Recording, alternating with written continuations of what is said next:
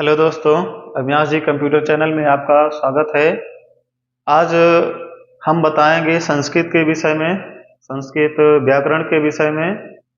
तो इस चैनल को सब्सक्राइब और लाइक कीजिए। इस चैनल पर सभी प्रकार की तैयारियों जैसे UP TET, C TET, S TET, UPP, लेखपाल, एसएससी सीजीएल, एसएससी जीडी, अन्य सभी प्रतियोगी परीक्षाओं की तैयारी की जाती है। तो हमारे इस चैनल से बेहतरीन तरीके से कंपटीशन की तैयारी कराई जा रही है। तो हमारे इस चैनल से जुड़े रहिए और अपनी प्रिपरेशन को मजबूती बनाइए। तो आज हम जानेंगे संस्कृत व्याकरण के विषय में। संस्कृत व्याकरण क्या होता है, स्वर व्यंजन क्या होते हैं। उसके बाद आगे नेक्स्ट पार्ट में जानेंगे समास क्या होता है। फिर आगे इसी तरीके से जितने भी पॉइंट होंगे जानते जाएंगे। तो आज हमारा पहला लेक्चर है संस्कृत व्याकरण के विषय में। जानेंगे संस्कृत व्याकरण के विषय में वर्ण विचार, पहला चैप्टर लेकर आए हैं। जानेंगे वर्ण विचार क्या है। तो वर्ण विचार या कह सकते हो स्वर एवं व्यंजन। स्वर और व्यंजन। तो संस्कृत का हमारा पहला पोर्शन है, लेक्चर नंबर 1 है, जो कि यूपी टेट, सी टेट और सुपर टेट सभी प्रकार की प्रतियोगी परीक्षाओं में यहाँ से लगभग 4 से 5 नंबर आते हैं। जानेंगे इसके विषय में। तो सबसे पहले जानते हैं संस्कृत होती क्या है। संस्कृत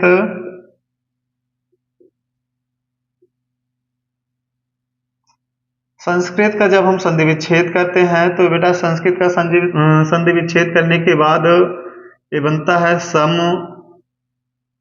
प्लस क्री धन ता प्रत्यय। यहां समझेंगे बेटा, संस्कृत का जब हम संधि विच्छेद करते हैं तो संस्कृत का संधि विच्छेद करने के बाद सम प्लस क्री धन कत, और यहां से स शब्द लाने के लिए सुट का आगम होता है। सुट का आगम होता है। जहां पर सम क्या है, उपसर्ग है बेटा। सम क्या है, उपसर्ग है।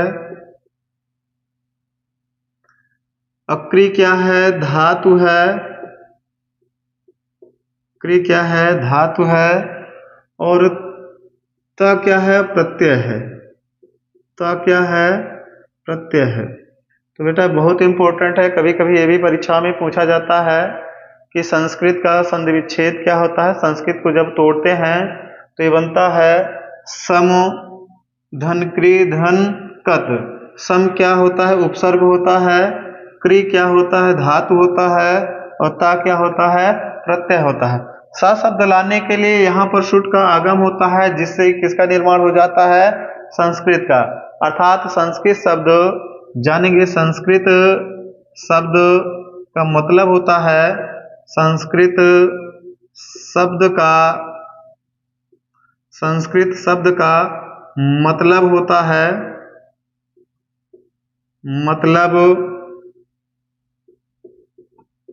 है, बेटा बहुत इंपॉर्टेंट पॉइंट है। संस्कृत शब्द का मतलब होता है शुद्ध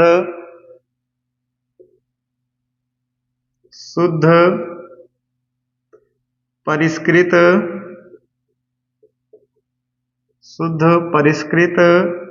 परिमार्जित,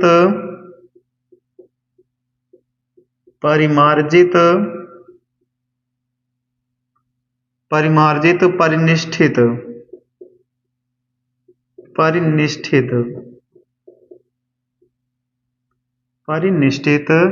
होता है।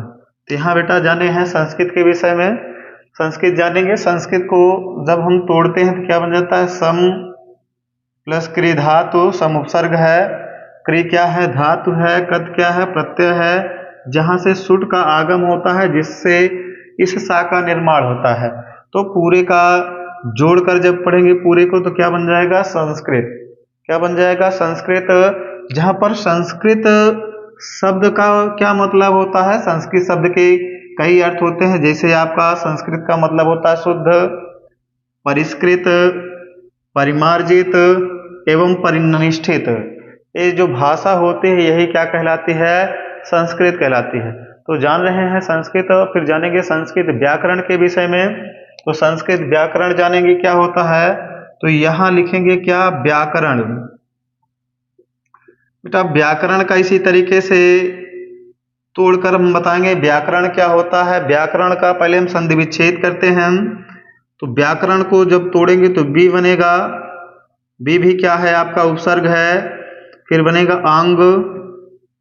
क्या बनेगा बेटा? आंग बनेगा। बी आंग प्लस क्री धातु और ल्युट प्रत्यय। ल्युट प्रत्यय बनेगा। बी क्या है बेटा? बी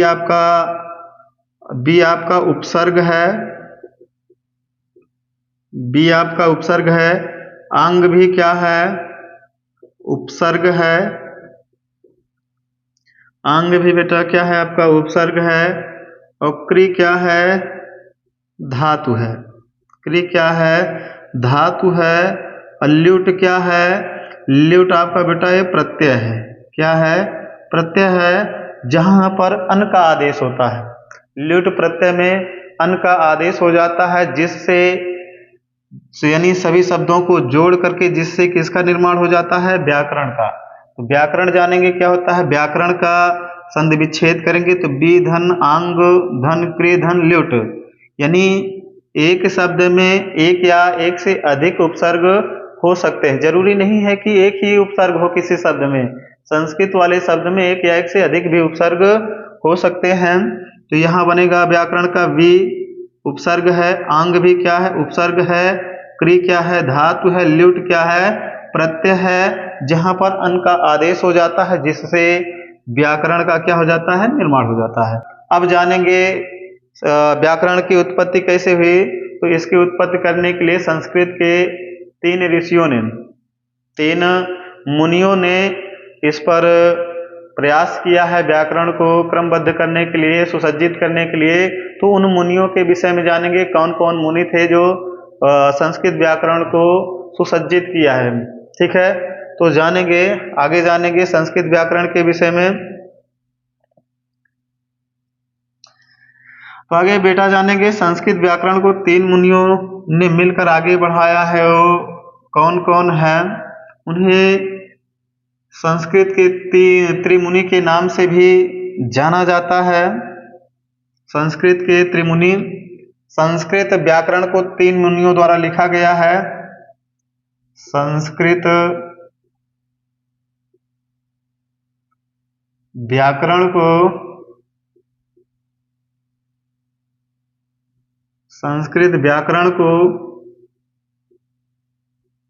तीन मुनियों द्वारा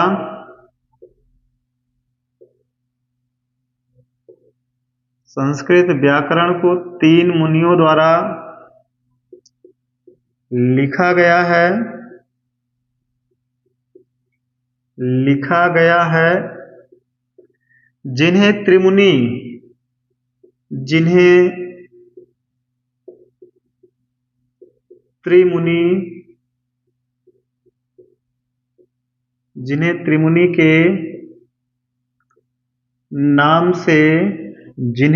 के नाम से जाना जाता है। त्रिमुनि के नाम से जाना जाता है। तो इम्पोर्टेंट है त्रिमुनि, जिन्होंने संस्कृत व्याकरण को सुसज्जित और सुसंगठित किया है। वो कौन कौन है? जो पहले मुनि हैं, ये पहले मुनि है पाणिनि, महर्षि पाणिनि। कौन है? महर्षि पाणिनि। पहले ऋषि कौन है? पहले मुनि कौन है? महर्षि पाणिनि हैं। दूसरे कौन है? कात्यायन या वररुचि। कात्यायन या वररुचि। और तीसरे मुनि हैं पतंजलि। महर्षि पतंजलि। बेटा ये तीनों मुनियों ने संस्कृत व्याकरण को सुसज्जित किया है और ये तीनों के नाम इस प्रकार हैं। पहले कौन है? महर्षि पाणिनि हैं। दूसरे कौन हैं? कात्यायन या वररुचि हैं। तीसरे कौन हैं? पतंजलि हैं। ठीक है, इन तीनों ने संस्कृत व्याकरण को सुसज्जित किया है। तो वर्ण के विषय में तीनों लोग मिलकर बताए हैं। जहां पर महर्षि पाणिनि की रचना है अष्टाध्यायी। महर्षि पाणिनि की रचना है अष्टाध्यायी। इसी रचना में संस्कृत व्याकरण के उद्गम के विषय में बताया गया है। तो जानने के हमारा जो पाठ है, पहला पाठ है आपका वर्ण विचार। तो बेटा जानेंगे वर्ण क्या होता है। इन्हीं मुनियों के द्वारा लिखा गया है, बनाया गया है। तो जानेंगे वर्ण विचार क्या होता है। यानी अपनी जो हेडिंग होगी अब वर्ण होगी। तो जानेंगे वर्ण होता क्या है।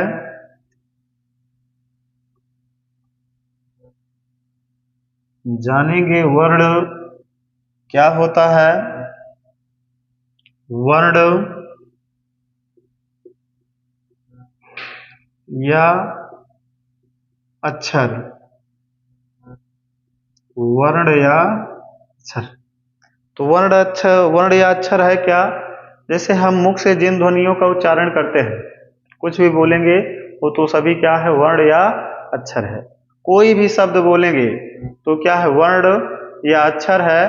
तो वर्ण अक्षरों को भी दो भागों में बांटा गया है। इसके दो भेद हैं। पहला है स्वर, दूसरा क्या है? व्यंजन है। तो जानेंगे पहले वर्ण क्या होता है। परिभाषा लिखेंगे इसकी। लिखेंगे हम मुख से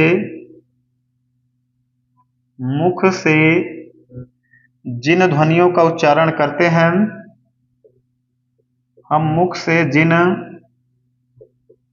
ध्वनियों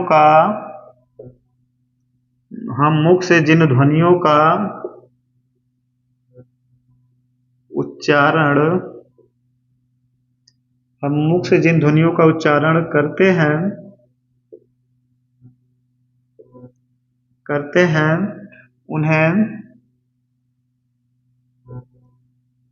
उन्हें वर्ण या अक्षर कहा जाता है। हम मुख से जिन ध्वनियों का उच्चारण करते हैं उन्हें वर्ण या अक्षर कहा जाता है। वर्ण को हम ऐसे भी अलग तरीके से भी कह सकते हैं। वर्ण को हम दूसरे तरीके से भी बता सकते हैं। वर्ण को हम इस तरह भी कह सकते हैं। इस तरह भी कह सकते हैं। वर्ण को हम इस तरह भी कह सकते हैं। न क्षरति इति अक्षरा। न क्षरति इति अक्षरः। न क्षरति इति अक्षरः। ठीक है, এটা इम्पोर्टेंट है। न क्षरति इत अक्षरा अर्थात जिसका मतलब होता है, अर्थात जिसका मतलब होता है,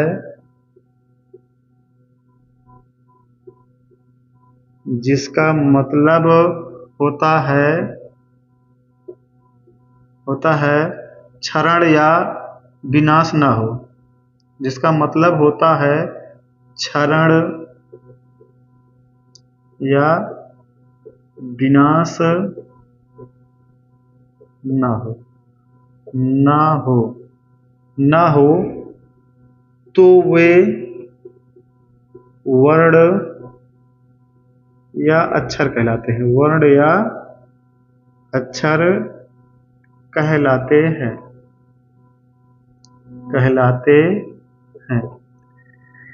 जानेंगे, कह रहा है कि हम मुख से जिन ध्वनियों का उच्चारण करते हैं उन्हें वर्ण या अक्षर कहा जाता है। वर्ण को हम इस तरह भी कह सकते हैं, न क्षरति इति अक्षरा, अर्थात जिसका क्षरण या विनाश ना हो सके वो अक्षर कहलाते हैं। जानेंगे कौन कौन से हैं। जैसे जैसे लिखेंगे, जैसे जैसे में लिखेगा अ ई उ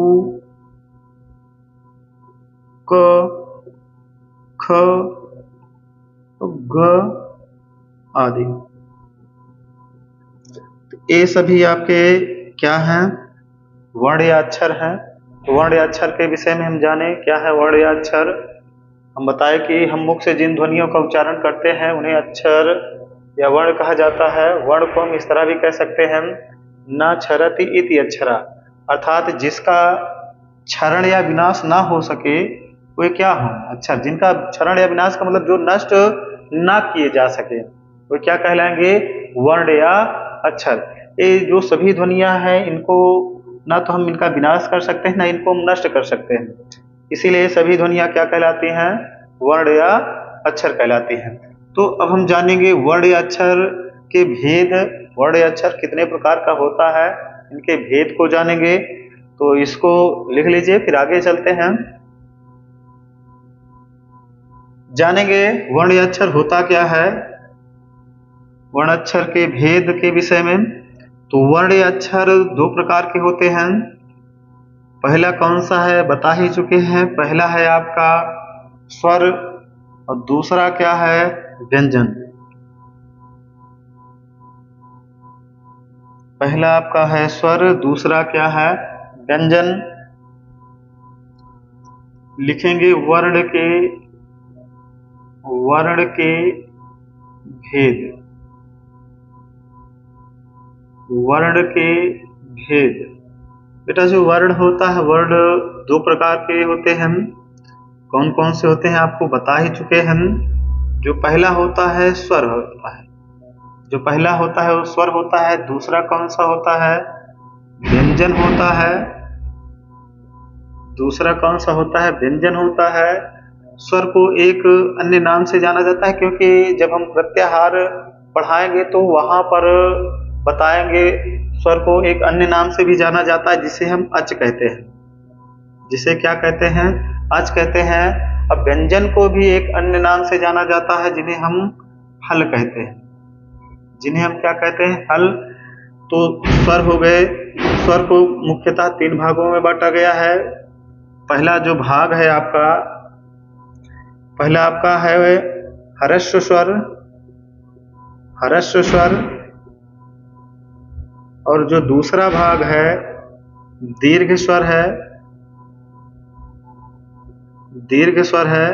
और तीसरा जो भाग है प्लुत स्वर है, प्लुत स्वर है। ठीक है, आगे अगले वीडियो में जानेंगे व्यंजन के विषय में। हम पहले जानेंगे स्वर क्या है, स्वर के भेद। तो स्वर को अच कहा जाता है। ठीक है, अच प्रत्याहार के अंतर्गत रखा गया है। और स्वर के तीन भेद होते हैं। पहला है ह्रस्व स्वर, दूसरा कौन सा है, दीर्घ स्वर। और तीसरा कौन सा है, प्लुत स्वर। तो जानेंगे स्वर क्या है, स्वर की परिभाषा जानेंगे, स्वर के भेद जानेंगे। तो आगे जानेंगे स्वर। लिख लीजिएगा,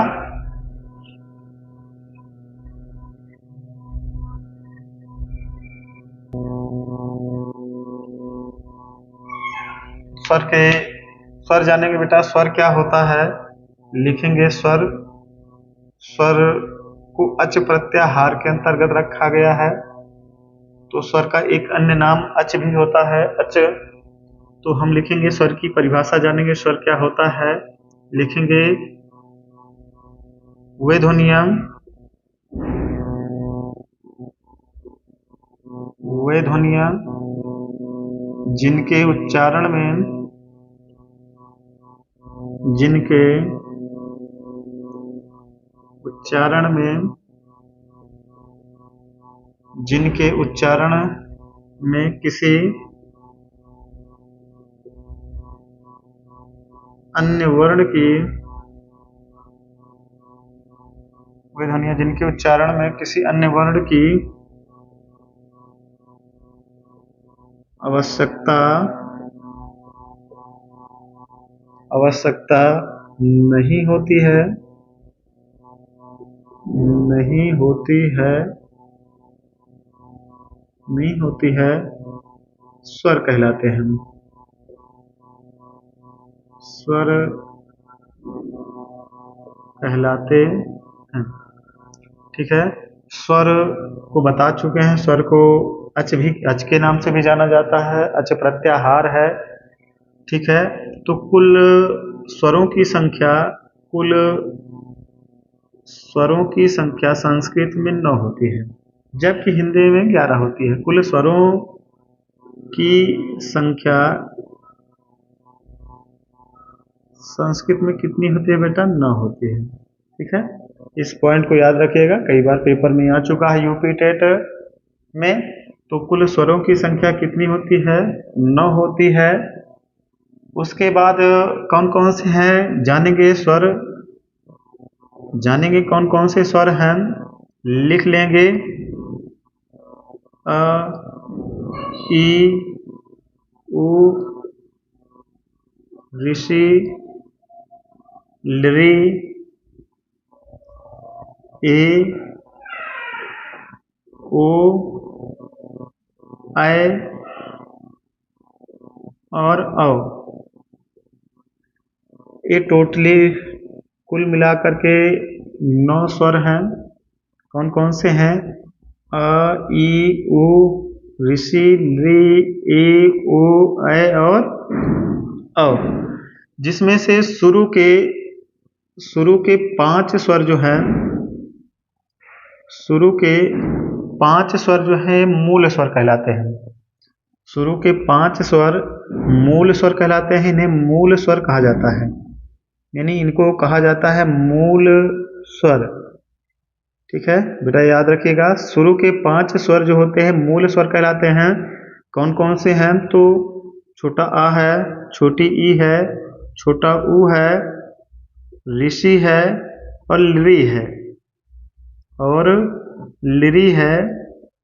शुरू के 5 स्वर जो होते हैं मूल स्वर कहलाते हैं।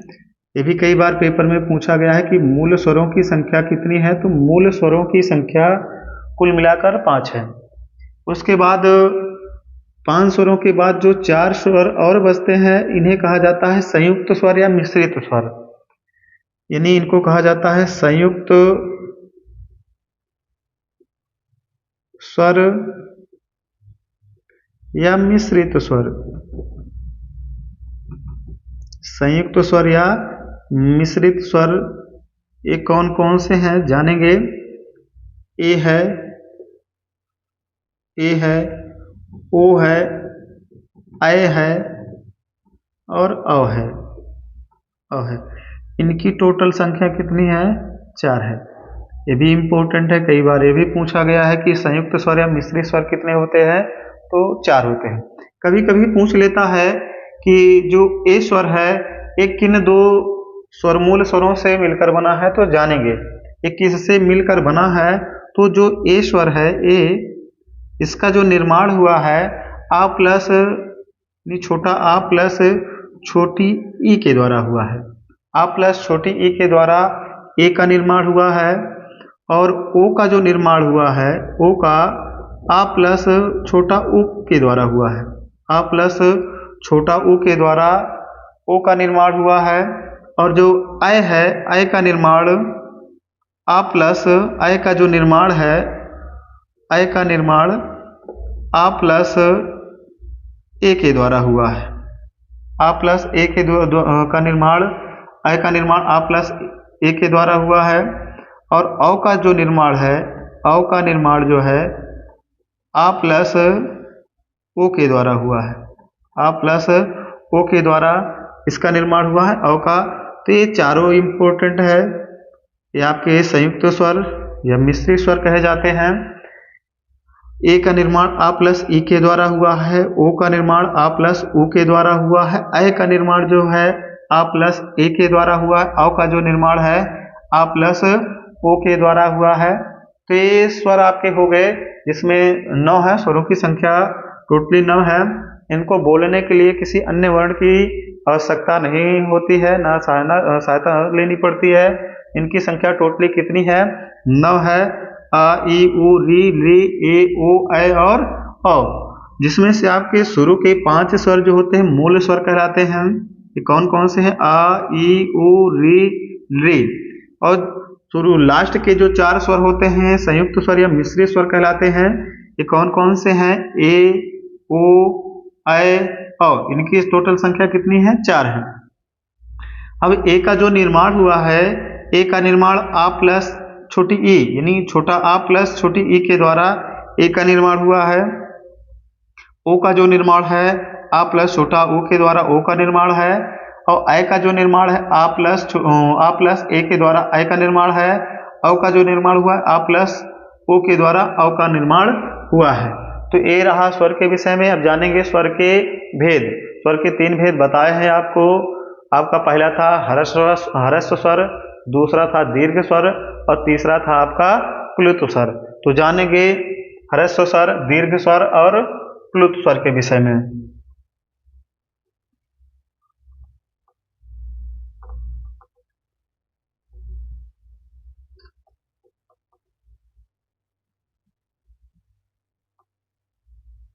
यहां लिखेंगे स्वरों के भेद।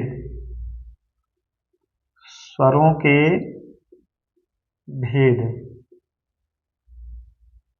पहले ही हम बता चुके थे। स्वर के 3 भेद होते हैं। स्वर के 3 भेद होते हैं। स्वर के कितने भेद होते हैं? स्वर के कितने भेद हैं? 3 भेद हैं। पहला आपको बताए थे। पहला आपका कौन सा था? ह्रस्व स्वर है। ह्रस्व स्वर। ह्रस्व स्वर क्या होता है बेटा? हम जैसे मुख से उच्चारण कर रहे हैं स्वरों का, जिनके उच्चारण करने में केवल एक मात्रा का समय लगे, वो आपके क्या कहलाते हैं? ह्रस्व स्वर। यही दूसरी प्रक्रिया में जब दोहराएंगे दीर्घ स्वर में, तो जब 2 मात्रा का समय लगे तो आपके दीर्घ स्वर हो जाते हैं। और इसी तरीके से प्लुत का भी है। जब हम 3 मात्रा का प्रयोग करें बोलने में, स्वरों के बोलने में, तो आपका क्या हो जाता है? वो प्लुत स्वर। तो जानेंगे ह्रस्व स्वर। यहाँ से भी यूपी टेट में काफी बार क्वेश्चन बना है ह्रस्व स्वर में। तो लिख लेंगे जिन स्वरों के उच्चारण में, जिन स्वरों के उच्चारण में एक मात्रा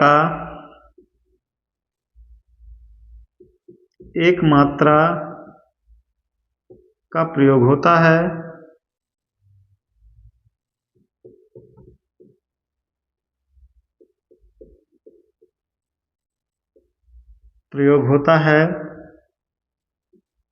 उन्हें ह्रस्व स्वर कहते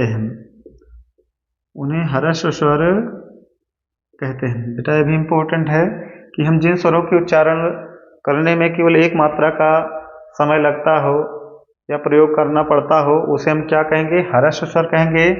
अब ये कौन कौन है जानेंगे। जैसे लिख लेंगे अ ई उ ऋषि और री। ये सभी क्या हैं? ह्रस्व स्वर है। अब जानेंगे बेटा दीर्घ स्वर के विषय में। हेडिंग डालेंगे अपनी दूसरा, दीर्घ स्वर। दीर्घ स्वर जिन स्वरों के उच्चारण में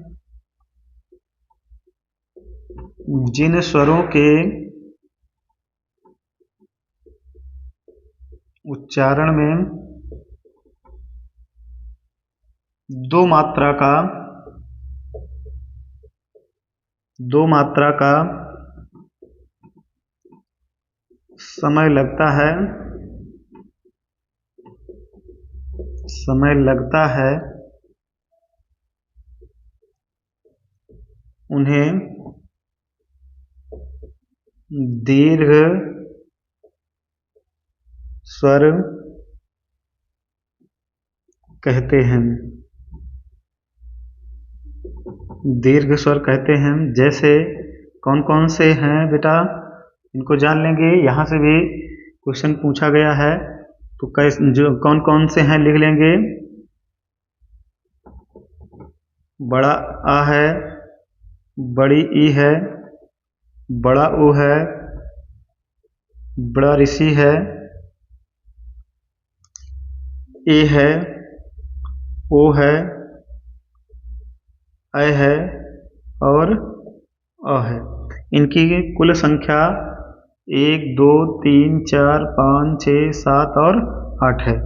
यानी कि आपके जो दीर्घ स्वर है इनकी टोटल संख्या कितनी है, 8 है। और जो ह्रस्व स्वर है इनकी संख्या कितनी है, 1 2 3 4 और 5 है। इनकी संख्या टोटली कितनी है, 5 है। यानी कि ह्रस्व स्वरों की संख्या 5 है और दीर्घ स्वरों की संख्या कितनी है, 8 है। तो ये रहा आपका दीर्घ स्वर। आगे जानेंगे प्लुत स्वर के विषय में। चलते हैं, नोट कर लो बेटा या स्क्रीनशॉट ले लो। आगे चलते हैं पॉइंट नंबर 3 पर। आगे जानेंगे प्लुत स्वर। तीसरा है, स्वर का तीसरा भेद क्या है, प्लुत स्वर। प्लुत स्वर इन्हें जानेंगे क्या है, जिन स्वरों के उच्चारण में, जिन स्वरों के उच्चारण में दो या दो से, जिन स्वरों के उच्चारण में 2 से अधिक मात्रा का समय लगता है या 3 मात्रा का समय लगता है प्लुत स्वर कहलाते हैं। प्लुत स्वर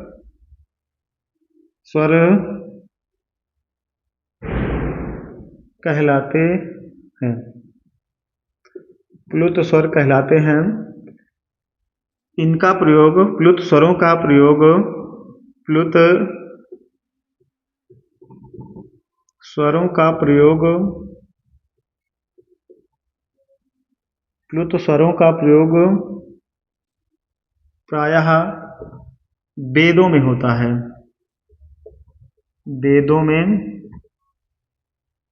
होता है। प्लुत स्वरों का प्रयोग प्रायः वेदों में होता है। ठीक है।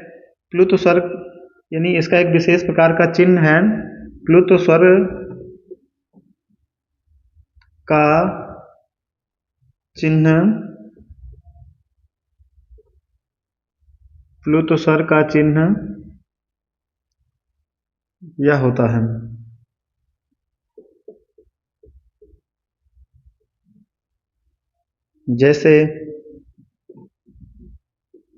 जैसे जानेंगे ओम, यानी इसके उच्चारण में कितनी मात्रा का समय लगा, 3 मात्रा का समय लगा। तो ये आपका कौन सा स्वर कहलाएगा, प्लुत स्वर कहलाएगा। इसका एक विशेष प्रकार का चिन्ह होता है जो कि यहाँ बनाया गया है। इसका प्रयोग कहाँ पर होता है, वेदों में होता है। कुछ जानेंगे स्वरों के भेद के विषय में, यानी इम्पोर्टेंट पॉइंट आगे जानेंगे। नेक्स्ट पॉइंट नोट पॉइंट करके इसको लिखेंगे, नोट डाउन कर लीजिए इसको।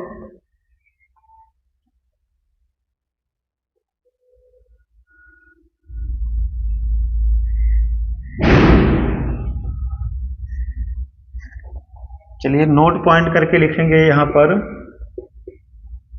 नोट पॉइंट इंपॉर्टेंट है।